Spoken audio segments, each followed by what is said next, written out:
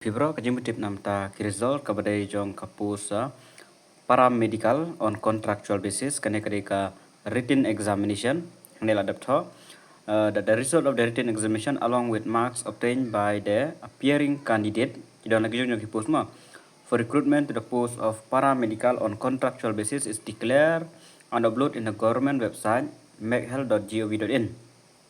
Tesakan mau ban lek kene website yang saburu apa description sa check na po website pangan sa paniru ha kanega video.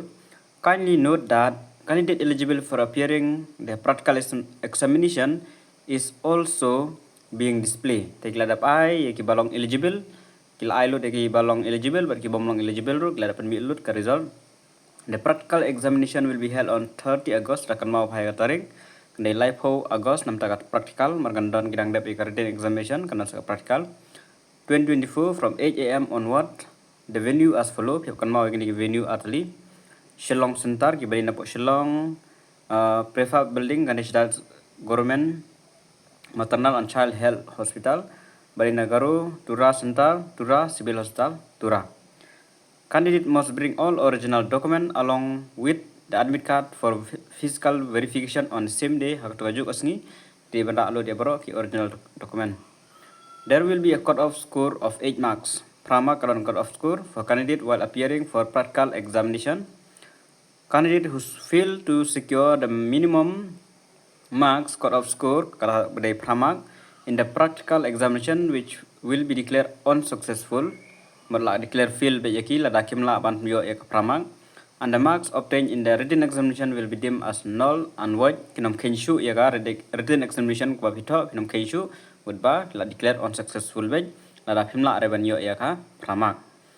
Te yang ini page ya kita ki post jong paramedical tentang pen issue ya post jong TSSU pharmacist TSSU assistant pharmacist balong eligible nam taka post of TSSU assistant candidate thought the result along with marks obtained by candidate appearing for the written submission for recruitment for post of paramedical held on 10 August is hereby declared as follow.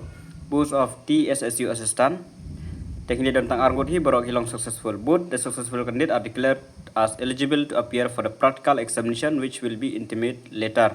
Teka tarik ladap thong tu pada live ho to makin sa pentip yang hadian pada nam tagi ki bade ben pentip bade bat kane pinhun lang bat Harun Jimumin tang argot hi yo live san tekin haba saka practical examination ini la long eligible. Te bade saka post jong pharmacist ini bade jong post of pharmacist result jong post of pharmacist di tengah written result te hangnil ada ban mention clearly mo ba number 1 serial number 1 to 53 are declared as eligible to appear for the practical examination. Tang number 1 to 53 kino long eligible. The rest mutba kinom long eligible shu kalakut no tang hangnehi kini webat kina haban appear saya ka practical examination. Te sampai hi keteng yogi candidate datar dobukut don kumba lais pa san te balong eligible kilong don tang san flying